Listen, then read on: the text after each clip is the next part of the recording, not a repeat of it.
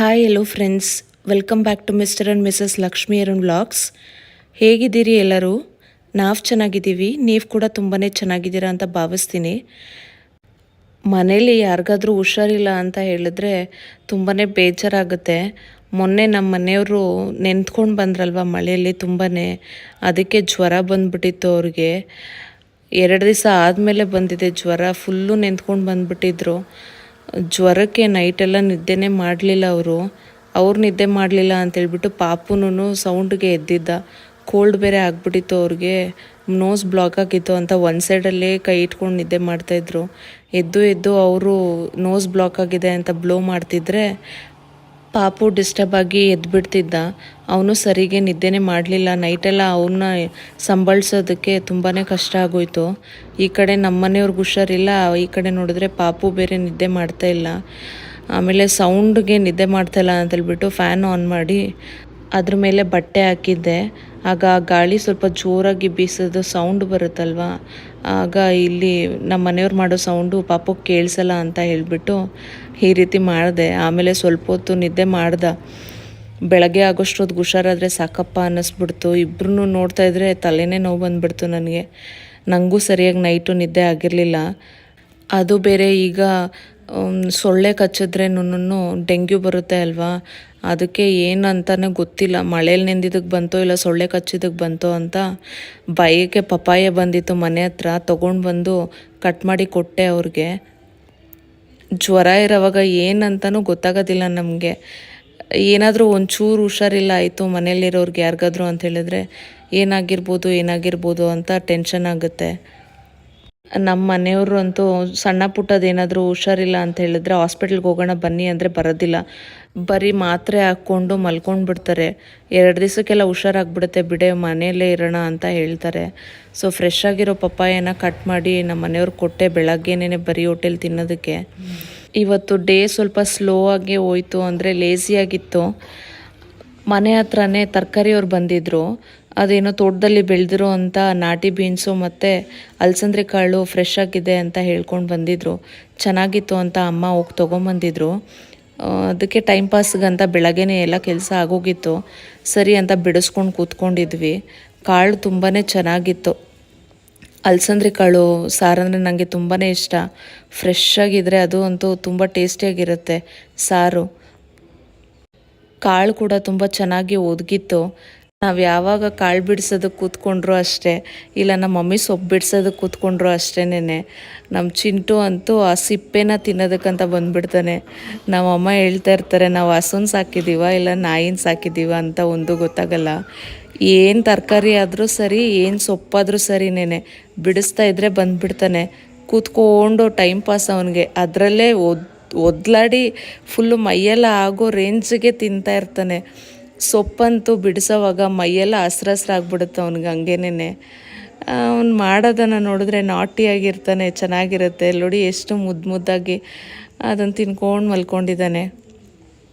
ಕಾಳು ಬಿಡಿಸ್ತಾ ಏನಾದರೂ 1-2 ಕಾಳು ಕೆಳಗಡೆ ಬಿದ್ದೋದ್ರೆ ಅದನ್ನು ಕ್ಯಾಚ್ ಮಾಡ್ಕೊಳ್ಳೋಕ್ಕಂತಲೇ ಕಾಯ್ಕೊಂಡಿರ್ತಾನೆ. ವೇಸ್ಟ್ ಅಂತೂ ಆಗೋದಿಲ್ಲ ಅದು. ಮತ್ತು ಟೈಮ್ ಆಯಿತು ಅಂತ ಹೇಳ್ಬಿಟ್ಟು ಅಮ್ಮ ನಾಷ್ಟಾಗೆ ದೋಸೆ ಮಾಡಿದರು. ಅಮ್ಮ ಬಿಸಿ ದೋಸೆ ಮಾಡಿ ತೊಗೊಂಬಂದು ಹಾಕ್ತಾಯಿದ್ರೆ ತಿನ್ನೋದಕ್ಕೆ ಟೇಸ್ಟಿಯಾಗಿರುತ್ತೆ. ದೋಸೆನೂ ಚಟ್ನಿ ಮಾಡಿದರು, ಕ್ರಿಸ್ಪಿಯಾಗಿ ಚೆನ್ನಾಗಿ ಬಂದಿತ್ತು. ಮನೇಲಿ ದೋಸೆ ಮಾಡಿದಾಗ ಡಿಫಾಲ್ಟ್ ಚಿಂಟುಗೂ ದೋಸೆನೇ. ಅಲ್ಲಿ ದೋಸೆ ಉಯ್ಯೋವಾಗಲೇ ಹೋಗಿ ಕೂತ್ಕೊಂಡ್ಬಿಟ್ಟಿರ್ತಾನೆ.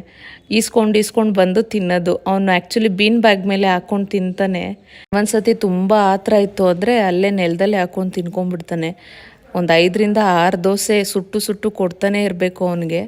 ದೋಸೆ ಇಲ್ಲಿ ಬಿಸಿ ಮಾಡಿಕೊಡ್ತಾ ಇದ್ದರೆ ಅವನಿಗೂ ಆರಿಸಿ ಇಟ್ಟಿರ್ತಾರೆ ಸೈಡಲ್ಲಿ ಅಮ್ಮ. ಸ್ವಲ್ಪ ಆರಿದ್ಮೇಲೆ ಅವನು ಕೂತ್ಕೊಂಡಿರ್ತಾನೆಲ್ಲ ಕೊಟ್ಟು ಕಳಿಸ್ತಾರೆ. ಕಾಳು ನೋಡಿ ಎಷ್ಟೊಂದು ಆಗಿದೆ, ಚೆನ್ನಾಗಿ ಫ್ರೆಶ್ ಆಗಿತ್ತು ಕಾಳು. ಇನ್ನೇನು ಸಂಜೆ ಆಗಿತ್ತು. ಸಂಜೆ ದೀಪ ಹಚ್ಚಿ ಬಿಸಿ ಟೀ ಮಾಡ್ಕೊಂಡು ಬಂದೆ. ನಮ್ಮ ಮನೆಯವ್ರಿಗೆಲ್ಲ ಕೊಟ್ಟು ಸ್ವಲ್ಪ ಹೊತ್ತು ಕೂತ್ಕೊಂಡು ರೆಸ್ಟ್ ಮಾಡಿದ್ವಿ. ಅವ್ರಿಗೆ ಹುಷಾರಿಲ್ಲ ಅಲ್ವಾ, ಬಾಯೆಲ್ಲ ಒಂಥರ ಇದೆ, ಸಪ್ಪೆ ಅನ್ನಿಸ್ತಿದೆ ಅಂತೇಳ್ಬಿಟ್ಟು ಚಿಕನ್ ತಂದು ಕೊಡ್ತೀನಿ ಸಾಂಬಾರು ಮಾಡೆ ಅಂತ ಹೇಳಿದ್ರು. ಚಿಕನ್ ಫ್ರೈ ಕೂಡ ಮಾಡಿದ್ದೆ. ಅದೇನೋ ಹುಷಾರಿಲ್ದಿರೋವಾಗ ಅಂತೂ ನಾಲ್ಗೆ ತುಂಬ ಸಪ್ಪಗಾಗ್ಬಿಡುತ್ತೆ. ನಾನ್ ವೆಜ್ ಏನಾದ್ರು ತಿಂದ್ರೇನೇ ಚೆನ್ನಾಗಿದೆ ಅಂತ ಅನ್ಸೋದು.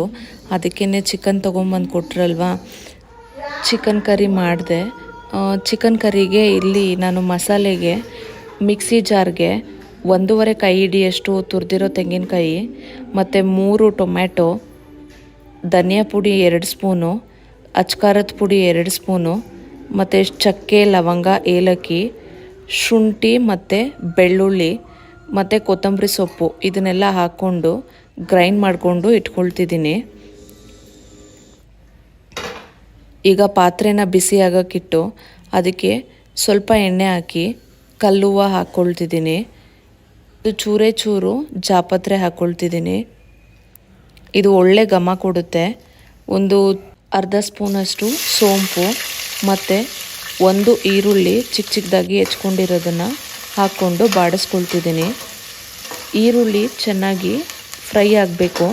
ಈರುಳ್ಳಿ ಟ್ರಾನ್ಸ್ಪರೆಂಟ್ ಆಗಿ ಆದಮೇಲೆ ಇದಕ್ಕೆ ಶುಂಠಿ ಬೆಳ್ಳುಳ್ಳಿ ಪೇಸ್ಟು 1 ಸ್ಪೂನು ಹಾಕ್ಕೊಳ್ತಿದ್ದೀನಿ.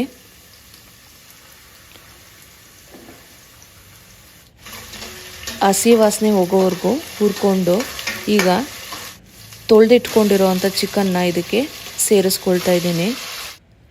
ಚಿಕನ್ಗೆ ಸ್ವಲ್ಪ ಅರಿಶಿನ ಮತ್ತು ರುಚಿಗೆ ತಕ್ಕಷ್ಟು ಉಪ್ಪು ಹಾಕ್ಕೊಂಡು ಚೆನ್ನಾಗಿ ಫ್ರೈ ಮಾಡ್ಕೊಳ್ಬೇಕು. ಇದು ಎಣ್ಣೆಯಲ್ಲೇನೆ ಸ್ವಲ್ಪ ಫ್ರೈ ಆದರೆ ಟೇಸ್ಟಿಯಾಗಿರುತ್ತೆ. ಇದಕ್ಕೆ 1 ಟೊಮ್ಯಾಟೋನ ಸೇರಿಸ್ಕೊಳ್ತಾ ಇದ್ದೀನಿ. ಟೊಮ್ಯಾಟೊ ಚೆನ್ನಾಗಿ ಫ್ರೈ ಆಗಿ ಬರಬೇಕು. ಸ್ವಲ್ಪ ಹೊತ್ತು ಚಿಕನ್ನು ಇದರಲ್ಲೇ ಬೇಯಬೇಕು ಅಂತ ತಟ್ಟೆನ ಮುಚ್ಚಿಟ್ಟು 2-3 ನಿಮಿಷ ಬೇಯಿಸ್ಕೊಂಡ್ರೆ ನೀರಿಗೆ ಬಿಟ್ಕೊಳ್ಳುತ್ತೆ. ಇದಕ್ಕೆ ಈಗ ನಾವು ಆಲ್ರೆಡಿ ಗ್ರೈಂಡ್ ಮಾಡಿ ಇಟ್ಕೊಂಡಿರುವಂಥ ಮಸಾಲೆನ ಸೇರಿಸ್ಕೊಂಡು ಇದನ್ನು ಕುದಿಲಿಕ್ಕೆ ಬಿಡಬೇಕು. ನೀರನ್ನು ಸೇರಿಸ್ತಿಲ್ಲ ನಾನು. ಮಸಾಲೆ ಎಲ್ಲ ಚಿಕನ್ಗೆ ಚೆನ್ನಾಗಿ ಹೊಂದ್ಕೊಳ್ಳೋ ರೀತಿ ಇದನ್ನು ಕುದಿಲಿಕ್ಕೆ ಬಿಡಬೇಕು. ನೀರನ್ನು ಸೇರಿಸೋ ಹಾಗಿಲ್ಲ. ಈಗ ಇದು ಚೆನ್ನಾಗಿ ಕುದ್ದು ಬಂದು ಸ್ವಲ್ಪ ಬೆಂದಿದೆ ಅನ್ನೋವಾಗ ನಮಗೆ ಎಷ್ಟು ನೀರು ಬೇಕೋ ಅಷ್ಟು ಸೇರಿಸ್ಕೋಬೋದು. ನಮಗೆ ಸ್ವಲ್ಪ ತಿಕ್ಕರ್ ಕನ್ಸಿಸ್ಟೆನ್ಸಿ ಇದ್ದರೆ ಚೆನ್ನಾಗಿರುತ್ತೆ ಅಂತ ಹೇಳಿ ನಾನು ನೀರನ್ನು ಸ್ವಲ್ಪ ಬೆರೆಸಿದ್ದೀನಿ ಅಷ್ಟೇ. ನೀರು ಸೇರಿಸಿದ್ಮೇಲೆ ಸ್ವಲ್ಪ ಹೊತ್ತು ತಟ್ಟೆ ಮುಚ್ಚಿ ಬೇಯಿಸ್ಕೊಂಡ್ರೆ ಆಯಿತು. ಕೊನೆಗೆ ಕೊತ್ತಂಬರಿ ಸೊಪ್ಪು ಹಾಕಿ ಇಳಿಸ್ಕೊಂಡ್ರೆ ಸಾರು ರೆಡಿಯಾಗುತ್ತೆ. ಈ ಚಿಕನ್ ಕರಿ ಟೇಸ್ಟಿಯಾಗಿರುತ್ತೆ. ರಾಗಿ ಮುದ್ದೆ ಜೊತೆ ತುಂಬ ಚೆನ್ನಾಗಿತ್ತು. ಮತ್ತು ನಮ್ಮ ಮನೆಯವ್ರಿಗೆ ಹುಷಾರು ಬೇರೆ ಇರಲಿಲ್ಲ ಅಲ್ವಾ, ಮಾಡಿಕೊಟ್ಟಿದ್ದಕ್ಕೆ ಟೇಸ್ಟಿಯಾಗಿತ್ತು ಕಣೆ, ಥ್ಯಾಂಕ್ಸ್ ಅಂತ ಹೇಳಿದ್ರು. ಡಿನ್ನರ್ ಮುಗಿಸ್ಕೊಂಡು ಕೂತ್ಕೊಂಡಿದ್ವಿ ಪಾಪು ಜೊತೆ ಆಟಾಡಿಕೊಂಡು.